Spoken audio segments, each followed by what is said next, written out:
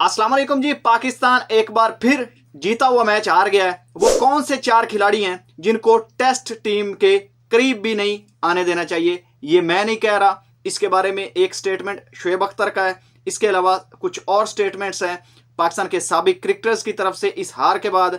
बहुत ही harsh statement है, बहुत सख्त स्टेटमेंट है। सारी डिटेल मैं आपको सुनाऊंगा। और इसके बाद मोहम्मद आमिर ने कहा है कि जो मोहम्मद अब्बास ने जो परफॉर्मेंसेस दी हैं या जो उन्होंने 6 खिलाड़ियों को आउट किया है और तबाहकुन बॉलिंग की है और पाकिस्तान को एक इतने की पोजीशन में लेकर आए हैं, उन्होंने 2 बंदों के मुंह पर थप्पड़ मारा है। और वो कौन से 2 लोग हैं उसके बारे में मोहम्मद आमिर ने ट्वीट करके ये बताया है और बहुत ही बड़ा स्टेटमेंट है उनका, वो भी मैं आपसे शेयर करूंगा। और इसके बाद मोहम्मद अब्बास के हवाले से शॉन पॉलक ने एक ऐसा स्टेटमेंट दिया है और उन्होंने ये स्टेटमेंट देकर अपनी जो डोमेस्टिक क्रिकेट के जूनियर खिलाड़ी हैं उनको ये उन्होंने सजेस्ट किया है कि आप मोहम्मद अब्बास की ये वाली 2-3 खूबियां जो हैं वो उसको देखें, उसकी वीडियोस देखें और उसके बाद फिर आप अपनी क्रिकेट जो है वो खेलें और साउथ अफ्रीका में आप बहुत से मैचेस जीत सकते हैं, स्पेशली जो बॉलर हैं साउथ अफ्रीका के जूनियर लेवल पर। और क्या स्टेटमेंट है पूरा, क्या उन्होंने कहा है, बहुत ही शानदार स्टेटमेंट है और बहुत ही यानी कि प्राउड फील करने वाला है, स्पेशली मोहम्मद अब्बास के लिए और पाकिस्तानियों के लिए। सबसे पहले मैं आपके सामने जो चीज रखने वाला हूं, जो आपसे शेयर करने वाला हूं, वो 4 चीजें, वो 4 प्लेयर जो पाकिस्तान की इस हार का जो वो सबब बने। और वो 4 उसमें कौन कौन से प्लेयर हैं, उसमें जो पहला नाम है वो है जी कप्तान शान मसूद। शान मसूद के बारे में मैं ऐसे नहीं कह रहा। शान मसूद के बारे में एक तो मैं आपको उनके कप्तानी का स्टैट्स दिखाता हूं और फिर मैं आपको एक स्टेटमेंट उनके बारे में जो दिया गया वो सुनाता हूं।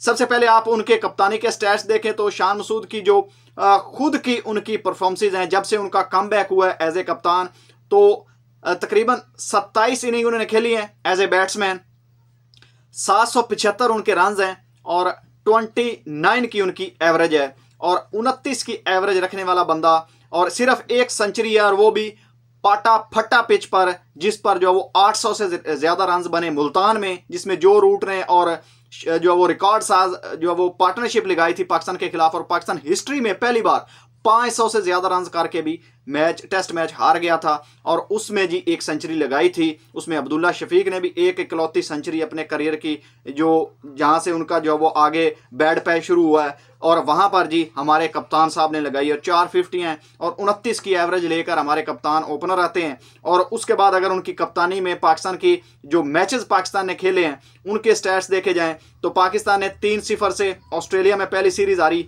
और वहां पर भी एक टाइम में एक मैच में 16 पर 4 खिलाड़ी ऑस्ट्रेलिया के आउट हो गए थे, फिर भी पाकिस्तान वो मैच हार गया और उसमें भी बैड कैप्टनसी का अनासर था। और उसके बाद फिर पाकिस्तान बांग्लादेश के खिलाफ 26 पर 6 खिलाड़ी आउट करके भी वो मैच हार गया और उसमें 2-0 से पाकिस्तान को क्लीन स्वीप, हिस्ट्री में पहली बार हार का सामना करना पड़ा और वो भी घर में।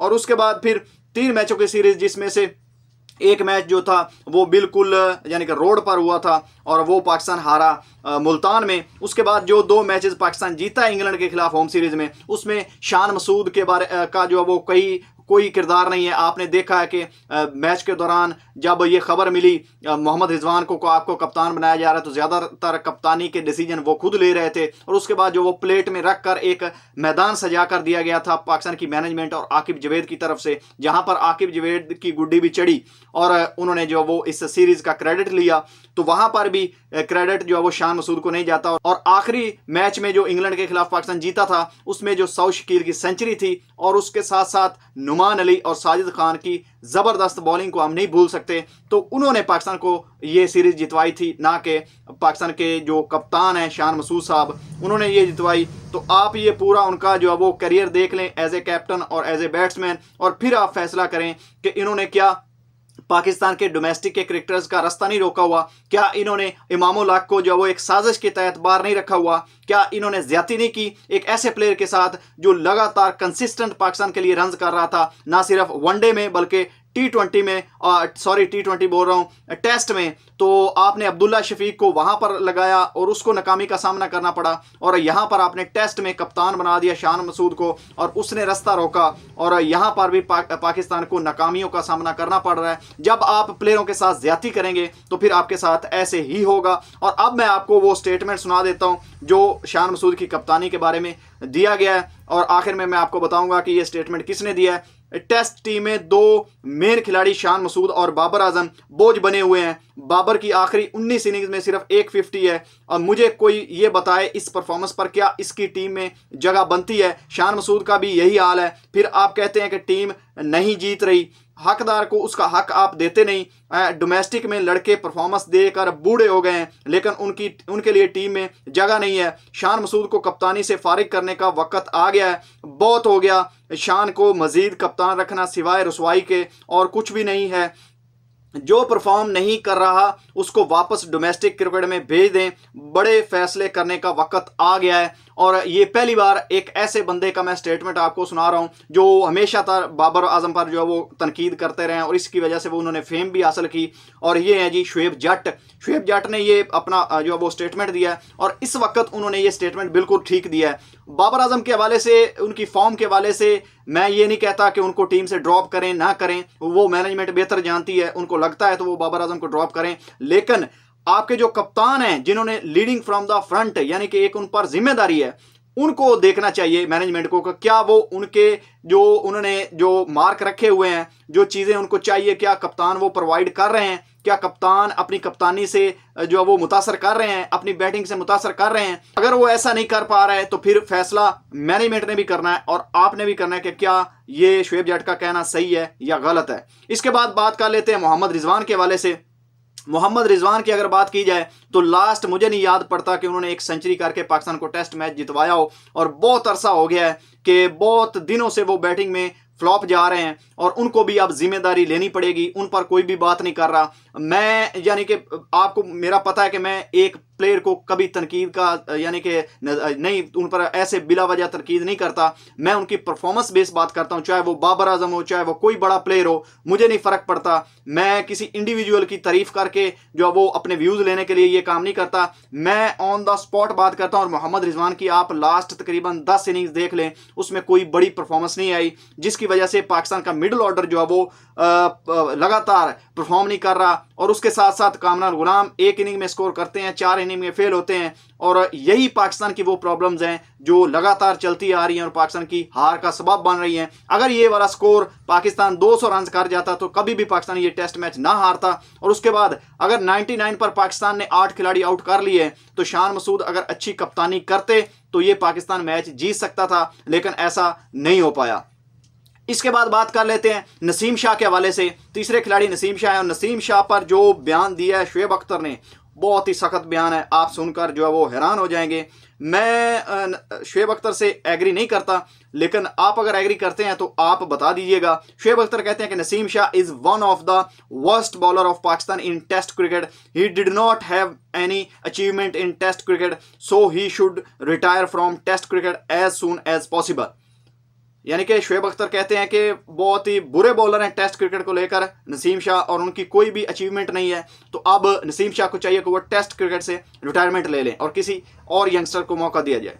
तो दोस्तों मैं तो इसके बारे में कुछ भी नहीं कह सकता, क्योंकि अब नसीम शाह की मिली जुली परफॉर्मेंस होती है, ना तो कोई इतनी बड़ी उसकी अचीवमेंट है और ना इतने बुरे बॉलर हैं कि वो उनको बिल्कुल जो है वो साइड लाइन कर दिया जाए। लेकिन ये अब शुएब अख्तर इसका जवाब खुद दे सकते हैं कि उन्होंने ऐसा क्यों कहा है, और आप इसके बारे में कमेंट करके ज़रूर बताइएगा। जो चौथा खिलाड़ी है उसके बारे में दोस्तों आपने बताना है कमेंट करके कि इसको भी पाकिस्तान की टेस्ट टीम के करीब नहीं आने देना चाहिए।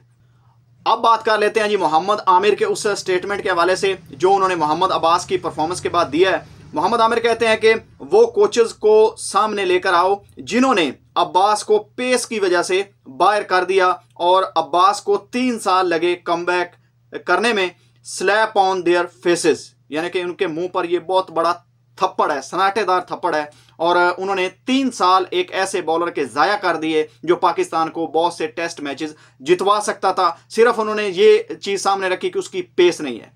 तो अब पेस भी देख ली आपने, परफॉर्मेंस भी देख ली। जब आपकी डेडिकेशन हो, जब आप अपने मुल्क के लिए कुछ करना चाहते हो, तो लगातार 17 ओवर उस बंदे ने किए हैं। मैं तो देखकर हैरान हो गया हूं। मैंने अपनी जिंदगी में जो आखिरी पाकिस्तान के किसी फास्ट बॉलर की तरफ से इतना लंबा स्पेल देखा था तो वो मोहम्मद आसिफ का 2010 में देखा था, और वो था इंग्लैंड के खिलाफ। उसके अलावा, और उसके बाद एक श्रीलंका के खिलाफ था। उसके अलावा मैंने आज तक कोई भी पाकिस्तान का फास्ट बॉलर नहीं देखा जिसने इतना लंबा स्पेल किया हो बॉलिंग का। और इतनी उम्र उसकी हो गई है, 35 प्लस उसकी उम्र है। और आप देख लें कि 16-17 ओवर उस बंदे ने अकेले दम पर एक एंड से लगा हुआ है और पूरा सेशन बॉलिंग की है। कोई करके दिखाए माइकल आल। इस वक्त जो टीम में इतने बड़े यंगस्टर बने हुए हैं, अपने आप को बड़ा वो पावरफुल समझते हैं, करके दिखाएं।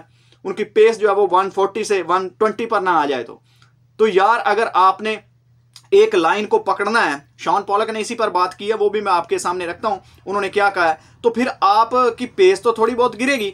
अब मोहम्मद अब्बास क्या कहते हैं, पहले वो जरूरी है। मोहम्मद अब्बास इस परफॉर्मेंस के बाद जो उन्होंने कहा वो आप सुन लें। मोहम्मद अब्बास ने कहा कि पहली इनिंग्स में मुझ पर काफ़ी प्रेशर था, जैसे एक डेब्यू करने वाले पर होता है, लेकिन अब मैं काफ़ी बेहतर महसूस कर रहा हूं और मैं वही करूंगा जो मेरी खासियत है। मजीद कहा कि मैं सीनियर बॉलर हूं और मुझे कोई मसला नहीं। अगर मुझे कहा जाए कि पूरा दिन बॉलिंग करो, क्यों, मैं यही करता आया हूं, क्योंकि मुझे इसकी आदत है। मैं अपनी पूरी कोशिश करूंगा कि मैं अपने मुल्क को जीत की खुशी दूं। ऐसे बंदे पाकिस्तान की टीम में होने चाहिए जो सिर्फ मुल्क का सोचें, अपनी सेहत, अपनी बॉडी, अपनी जो वो क्या बोलते हैं, अब जो शाहीन अफरीदी को ड्रॉप किया गया है और ये जी इनका वर्कलोड है, पता नहीं क्या वर्कलोड है यार। वो उधर वर्कलोड पूरा कर रहा है अपना बीपीएल में। और कल उससे सवाल हुआ है शाहीन अफरीदी से, उसने बोला इस पर सवाल ना करें, आप सिर्फ बीपीएल पर सवाल करें। तो इतना भी गवारा नहीं समझा कि मैं कुछ जवाब ही दे दूं, और मीडिया पर उन्होंने जवाब भी नहीं दिया कि उनके साथ उनको क्यों ड्रॉप किया गया, क्या वजह थी, क्यों रेस्ट ली। उन्होंने यही सवाल किया था कि आप रेस्ट लेकर फिर बीपीएल खेलने आ गए और आपकी टीम उधर साउथ अफ्रीका में खेल रही है। तो साफियों का आपको पता है, वो तो सवाल कर देते हैं, लेकिन शाहीन अफरीदी में इतनी जुर्रत नहीं थी कि वो उसका जवाब देते।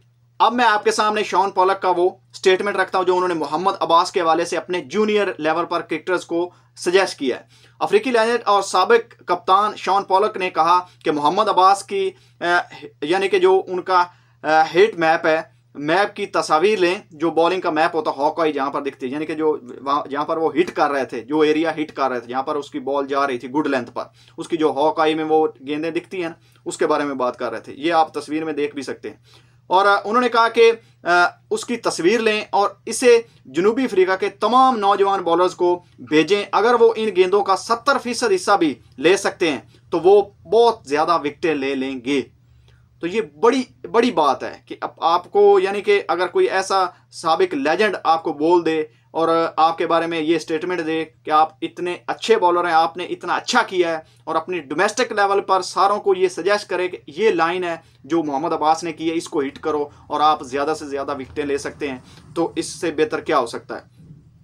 तो दोस्तों, ये थी कुछ आज की इंपॉर्टेंट न्यूज़ जो मैंने आपके साथ सामने रखनी थी। मुझे भी गुस्सा था कि पाकिस्तान लगातार ऐसे मैचेस आ रहा है जहां पर पाकिस्तान जीत सकता था, लेकिन बुरी कप्तानी, बैड प्लानिंग और बुरी बैटिंग की वजह से और कहीं ना कहीं बुरी बॉलिंग की वजह से पाकिस्तान ये मैचेस हार रहा है। तो पाकिस्तान को ऐसे मैचेस जीतने चाहिए जिससे पाकिस्तान का मोराल भी जो वो बेहतर हो और पाकिस्तानी टीम जीत के ट्रैक पर भी आए। तो आपका इसके बारे में क्या कहना है, आपने कमेंट में बताना है। तो मिलते हैं किसी और वीडियो में, तब तक के लिए अल्लाह हाफ़िज़।